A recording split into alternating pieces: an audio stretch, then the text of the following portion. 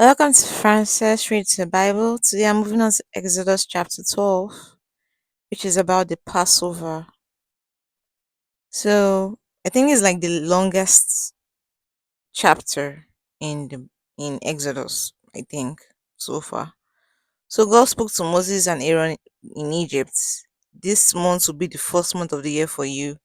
Give these instructions to all of Israel. On the 10th day of this month, everyone should choose a lamb or a young goat for his household. If the family is too small to eat the whole animal, they can share with a neighbor. You know. So they must choose either a sheep or a goat. It must be a 1 year old male without any defects. On the evening of the 14th day of that same month, the whole community of Israel will gather and kill the animals wherever they are. And then the people are to take some of the blood and put it on the doorposts and above the doors of the houses in which the animals are to be eaten.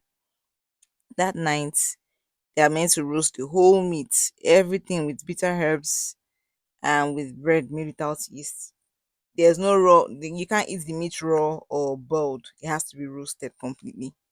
Every part of it, even the internal organs, everything. And then nothing must be left till morning. God told them that if anything is left over, let it be burned, as in burn it before morning. Get rid of it. So they are meant to eat it quickly, then get dressed up to travel with their sandals on their feet and their walking stick in their hand, because that's going to be the Passover festival to honor me, the Lord. I wonder why Christians don't celebrate Passover, because this was a festival that God, ordained for Himself. Like He chose this festival. This is a festival I want. Yeah, and all the other festivals we celebrate were man-made, were created by us, like Christmas, like Easter. Those ones we made them ourselves, we chose them ourselves. But this one was, God said you are to celebrate this in honor of me, to honor me, the Lord. But we Christians don't celebrate it, and I still don't understand why. So on that night, I will go through the land of Egypt, killing every firstborn male, both human and animal, and punishing all the gods of Egypt. See, I was saying that like all the showdown, all the miracles, all the plagues, everything was not just for, it was not about the king of Egypt, it was about the gods of Egypt. It was both a spiritual and physical battle. And Egyptians had so many gods, so God was showing them Pepe. Like, see, I am the Lord. That's what he even said, punishing all the gods of Egypt. Full stop, I am the Lord. So, in 13, the blood on the doorpost will be a sign to mark the houses in which you live. When I see the blood, I will pass over you and will not harm you when I punish the Egyptians. You must celebrate this day as a religious festival to remind you of what I, the Lord, have done. Celebrate it for all time to come. But Christians do not celebrate this one God wanted for Himself, but we celebrate the ones we ordained by ourselves. I still don't understand it. How we celebrate Christmas and Easter, but we don't celebrate Passover. Anyways, so the Lord said, for 7 days you must not eat any bread with yeast. Eat only unleavened bread. On the first day, you have to get rid of the yeast in your houses. For if anyone during those 7 days eats bread made with yeast shall no longer belong, consider one of my people. On the first day and again on the seventh day, you are to meet for worship. This is the Passover period. hmm Keep this festival because on this day that I brought your tribes out of Egypt for all the time to come. Just give instructions for the festival. You know. For 7 days, no yeast must be found in your houses. For if anyone native born or foreign eats bread made with yeast, he shall no longer be considered one of my people. So Moses called all the people, all the leaders of Israel, and he told them what God told him. So, yeah, 22, take a sprig of hyssop, dip it in the bowl containing the animal's blood. Exactly what God told him to do. So when the Lord goes through Egypt to kill the Egyptians, that's in 23, he will see the blood on beams, and he will not let the angel of death enter your houses and kill you. So there's an angel of death. Angels have different purposes. Yeah. So you and your children must obey these rules forever. When you enter the land that the Lord has promised, the same instructions God gave him. So when people ask, "Oh, what's the sacrifice of Passover?" You're like, "Oh, it's to honor the Lord because He passed over the houses of the Israelites in Egypt. He killed the Egyptians, but spared us." Now, and the people Israelites knelt down and worshipped God. They did what they were going to do, what God asked of them. So on in 29 at midnight, the Lord killed all the firstborn sons in Egypt. From the king's son who was heir to the throne to the son of the prisoner in the dungeon, all the firstborn of the animals were also killed. That I can just imagine it. Everybody just waking up, screaming, shouting, crying in the whole land of Egypt because there was not one home in which there was not a dead son. That same night, the king sent for Moses and Aaron and said, "Get out, you and your Israelites, leave my country, go and worship the Lord as he asked. Take your sheep, goats, and cattle and leave. Also pray for a blessing on me." He's lost his son. And for him to lose his son, that means his own son, if his son is older and he has a son, he will also lose his grandson. It's like a chain, whatever, everywhere. Everyone was just dying. If the king is a grandfather, he will lose his son. Then his dead son too will lose his first son. Then all his kids will lose their first sons. That's too much loss, man. That's too much. So, like, yeah, everybody get out, leave the land of Egypt. We don't want you anymore. We'll all be dead if you don't leave. So the people fill their baking pans, that's the Israelites, with unleavened dough, wrap them in clothing, and carry them on their shoulders. The Israelites had done as Moses had said, and they asked the Egyptians for gold and silver jewelry and for clothes. In this dire situation, my child is dead. You're asking me for jewelry.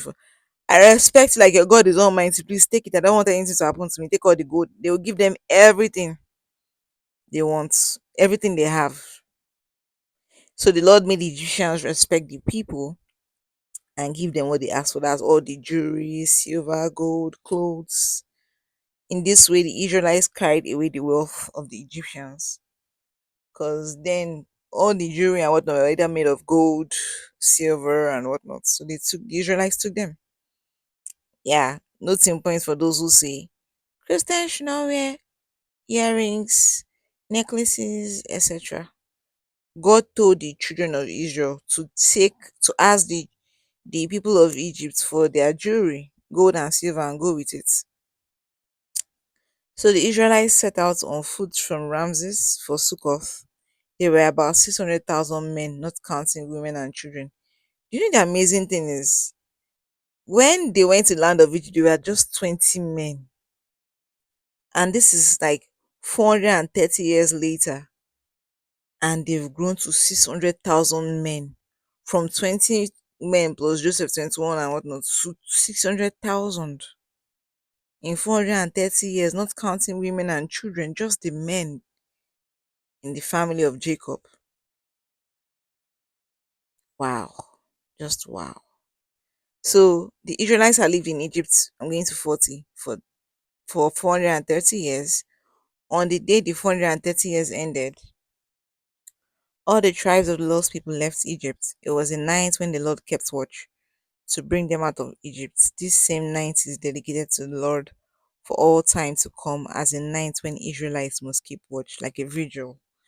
And do you know the amazing thing about this is a prophecy come to pass. God told Abraham, or as most people call him Abraham or Abraham, when he was making a covenant with him, that his people, his descendants, will be captives in a strange land for over 400 years. But then he will lead them out of captivity. So this is it. Exactly what God said he was going to do was going to happen. Here it is. He's leading them out just as he told his chosen Abraham that he was going to do, out of captivity.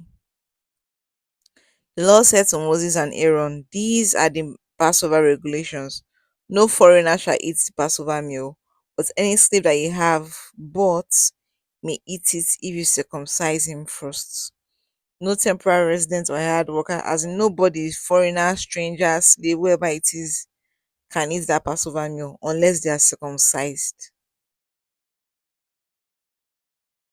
You know, okay, that's only for slaves, but temporary residents or workers may not eat it.